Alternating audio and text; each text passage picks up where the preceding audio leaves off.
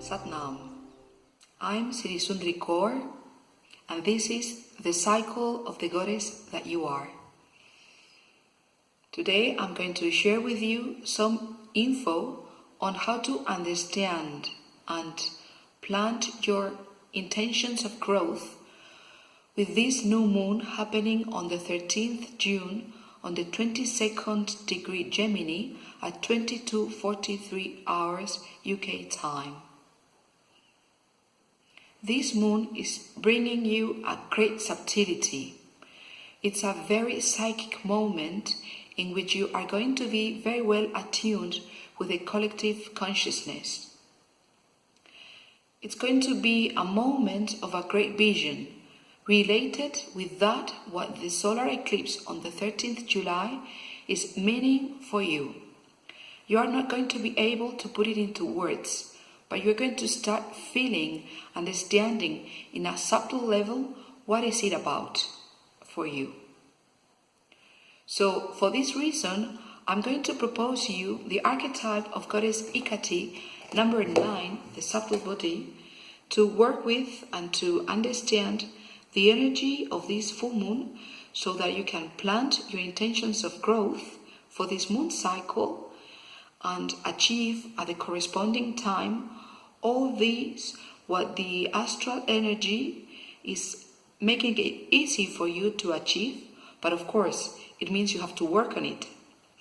Astrology is not a magic tool, it's just a bit of info on what is there available so that you can make it happen.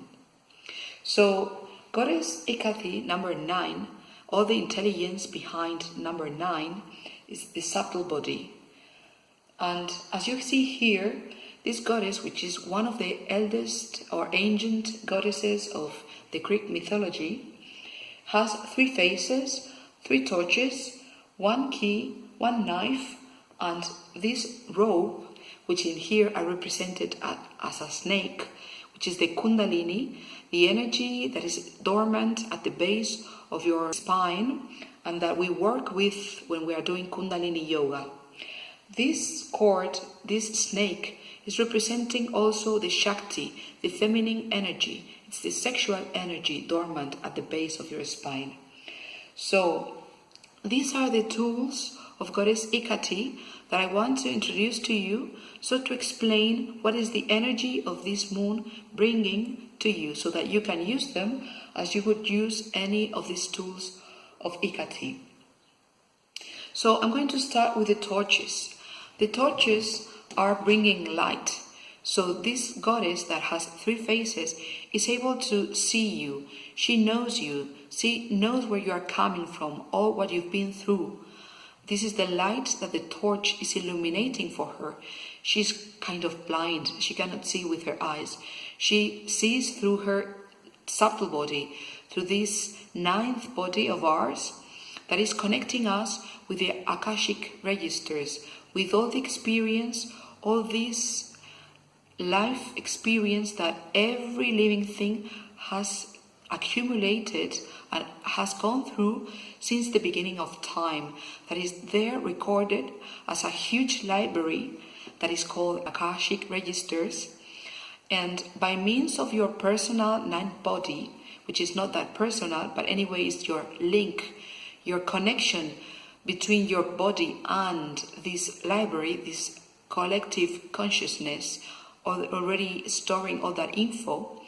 And by means of this 9th body of yours, you are going to be downloading the info you need for this particular journey you are starting with the eclipse season that is going to happen this summer.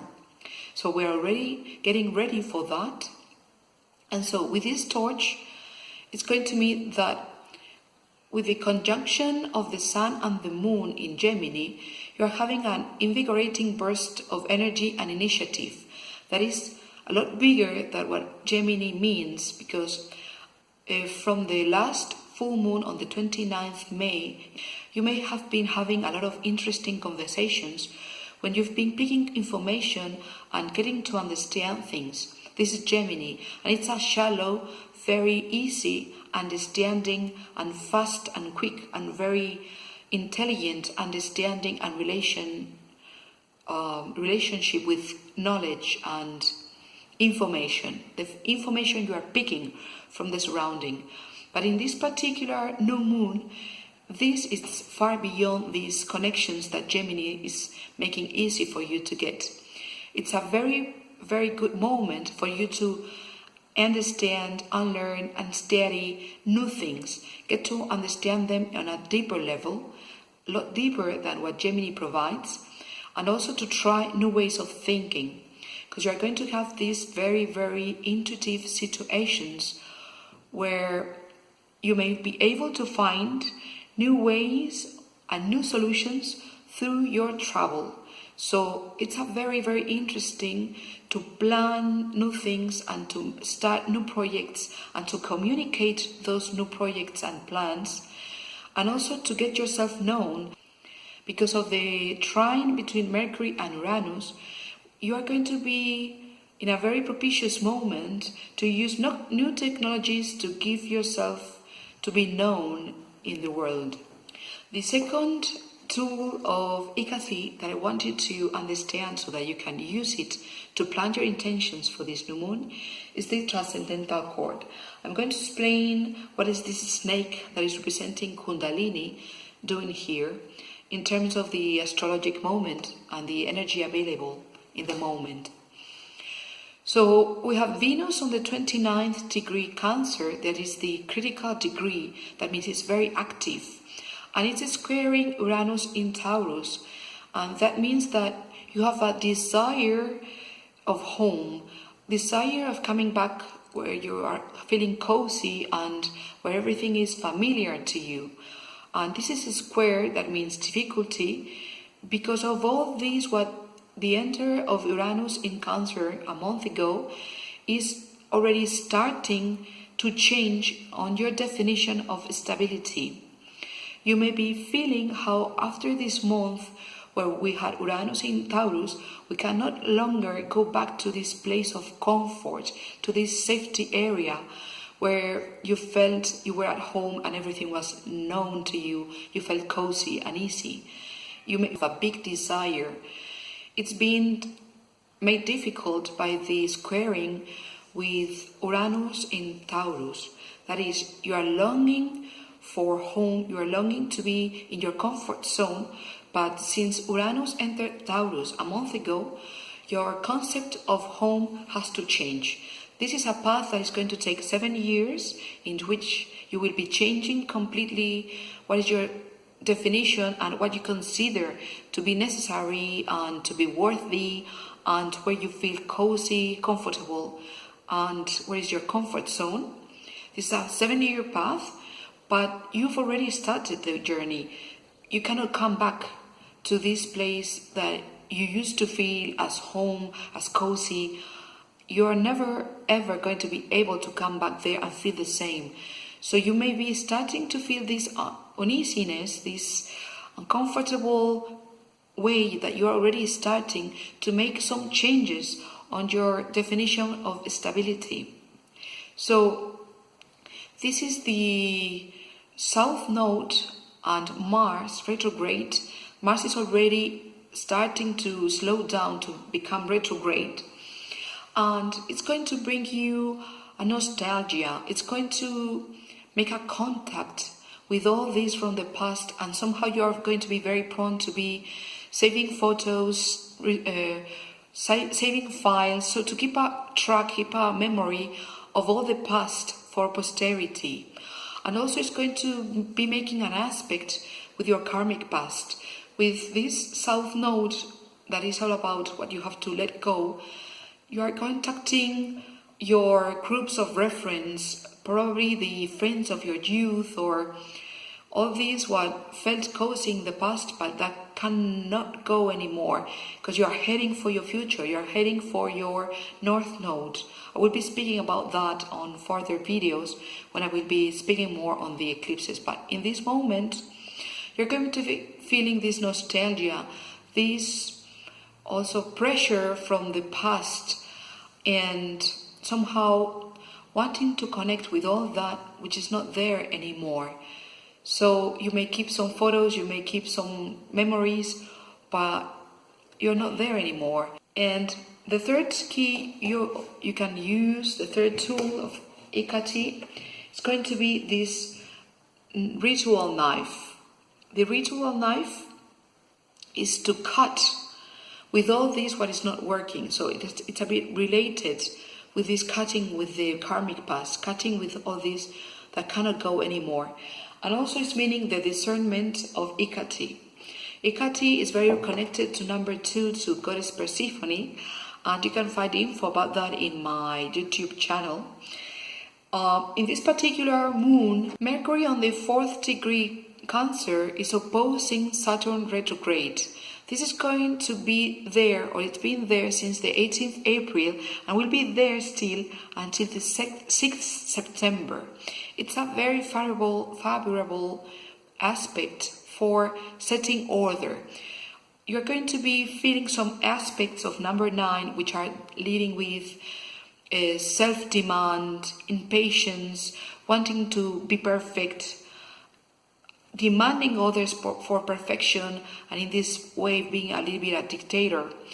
And this is going to lead you to be thinking ahead, feeling the limit, facing the limits, and taking responsibility on what you have to do, and that feels like a limit. But anyway, you are going to be very focused on setting things in order. It depends on your ascendant, on your natal chart, where aspect in particular or your life are you going to be on working on setting order. But definitely you're going to be there placing things in order and questioning yourself, what am I doing wrong in here? So this is going to make out of you very much a perfectionist, but don't let it run over you. Take it easy, make the most of these aspects, and really go for this order because you are going to need it. But do not give you a bad time, just take it easy. And to finish with how to use the tools of Hecate to use the energy of this moon, I want to present to you this key, that is the key to the unknown. You can consider the unknown as the future, which is the bigger unknown, what is going to happen. And you can also think of the transcendent unknown, the Almighty God, whatever transcendent that is far beyond what you can control or what you can understand. The Almighty, the unknown God. So in this particular moon, we are having Saturn retrograde on the 6th degree Capricorn in a trine with Uranus on the 1st grade Taurus. So you are going to be working on something, probably on setting order in some aspects in your life. But there is going to be an external factor that you cannot control and that you don't know where is it coming and how is it affecting, that is going to be limiting you there somehow. So you have to have into account that is affecting it there in your workflow. And also this trine, as it is a favorable aspect, is going to allow you to work with tools that you don't know deeply. For example, it could be as if I'm going to edit this video and I just pick whatever editor and just learn how to put a photo in there, how to cut here the video, how to add some music in the background, and there I go. I don't get deep into understanding the tool. It's not that I really know it, that I've been really researching on it, but that I can just work with it. So this is what is going to happen with all this info that you have there available through the Akashic registers. We don't know in depth what is there in this library, in these Akashic registers, because it's amazing, it's a lot. But definitely, by means of your subtle body, probably when you are meditating or doing one of these activities that may work for you as a meditation, I can't say, like climbing mountains, trekking, whatever, that you're going to feel and download this info that you really don't know where is it coming from, but that when you check it, you find out that it is so. And so you're going to be able to work with it, and it's going to add value to this, what you are working on the moment, although you really don't know it completely. You can use this tool, you can use this info and make it work for you, and it's going to be very, very meaningful, relevant to the work you're already doing, but you really don't know it as a whole. Just check that it really comes from the subtle, that it's really an Akashic register downloaded, that it's something there available, that is not just mixed up with your subconscious. Just I ask you to check that so that you don't come up with the wrong info, right? And also the last bit of info related with this key of the unknown is this aspect of innovating. You're going to be realizing that you cannot do the same things anymore, and that the old things that used to work are not working anymore. So you're going to be needing to innovate, and this is where what you don't know in depth is going to come up, and how you can use it. So don't be afraid if any of this comes up. And so remember to click in the description of the video so that you can see the meditation that I'm proposing, because with this spiritual transit of Jupiter in the 14th degree Scorpio, trined with Neptune on the 16th grade Piscis, that is going to happen for a while until the 2nd September. It's a very spiritual transit. So I'm suggesting to you a meditation to work on this mystery of life, death, birth, rebirth, that is this Sata Nama that we work with Kirtan Kriya. So you have the definition and the link of this to this meditation on the definition of the video down there, and make sure that you use it, because it's going to be a very, very good time for sensibility, compassion, and to work on this mystery of your life. So make the most of it using the archetype of goddess Hecate and connecting with this enlightenment that you have, this higher intuition by means of number 9, connecting to the subtlety of the conscious, collective, unconscious, and use this key to the unknown and the ritual knife that is getting you to be critical, to have discernment, to put in order, contacting and using your Kundalini, all this connection to your past and the karmic past and the nostalgia of the past where you didn't have that much responsibility and life was much more easy for you perhaps. But to work definitely with your Kundalini by doing Kundalini yoga, so that you are able to make the most of this new moon and to plant your purposes of worth, purposes of growth for the coming month and the coming 6 months. So I hope it worked for you. Sat Nam.